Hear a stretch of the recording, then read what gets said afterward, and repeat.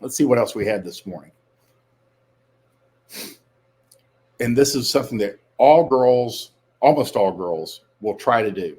And you have to be on the lookout. Just like I was saying earlier today, your first interactions, and I mean first 10 interactions, 15, maybe your first 12 weeks with a girl, almost every interaction should have a very specific outcome. You don't want to get drug into like Chatty-Chat, Chitty-Chat, chit-chat.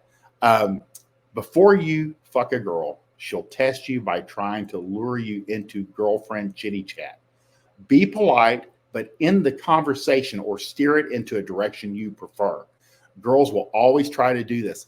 So if before you started begging them regularly, before you started having sex with her regularly, again, every interaction will have an outcome. You want to move her from stranger to in your bed in a controlled, step-by-step manner. So it's logistics. That's what we always say about logistics on the phone. Like you meet her online, you get her from online to text, from text to in person. So all that texting, what little you should be doing should be just enough to interest her and to get the logistics down to meet her in person, because women are stronger online, men are stronger in person because of your presence, your charisma, you're bigger physically, you're charming. There's all kinds of benefits to getting her in front of you as opposed to online where she can, anything can put them off or somebody can distract her. There's just too many things because when you guys are in person, it's focused. So girls will try, because they're natural conversationalists, will try to drag you or pull you or just test you to see if you'll chit chat with them like a girlfriend for a couple of hours. And you're not available for that. You're available to meet up and have a drink and meet up and have sex. That's what you're available for. You're not available for like girl talk or, just random bullshit because you're busy. You have other things to do. And if she doesn't want to, that's okay. There's other women that are interested in doing this with you. So before you bang a girl, they'll test you. They want to see if they can do it because they've got 10 guys in their phone that they're talking to. But you're the only one that's like, hey, I think that's really interesting, but let's talk about that in person when we meet up. So if they do have something of interest, just go, hey, let's just remember that. And then when we meet up Thursday, we'll talk about that. And that gives her something to look forward to. It gives you a subject to discuss. There's all kinds of benefits.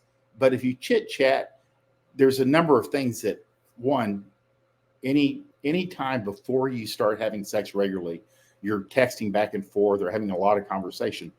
She's really looking for a reason to cancel you. She's looking for a reason to decline your offer. She's looking for a reason to dump you. So until you meet in person, nothing good can come out of more interaction, because there's always, remember, it's how she's perceiving the interaction. You might say something that offends her. You might say something that she doesn't agree with. You might say something that reminds her of her third boyfriend 10 months ago. It could be anything, but it's bad for you and it's bad for her. And it's better to keep those conversations brief. And most of your interaction should be in person. And then you can move her towards sex, which is really what she would prefer. But she just doesn't know that or can't make that happen herself.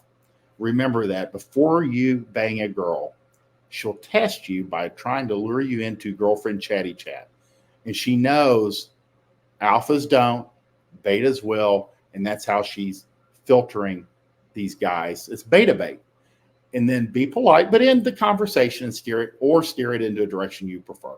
And that's how you do that. Just be polite, but be direct and just go, hey, when we meet up Thursday, let's talk about that. That's the real deal.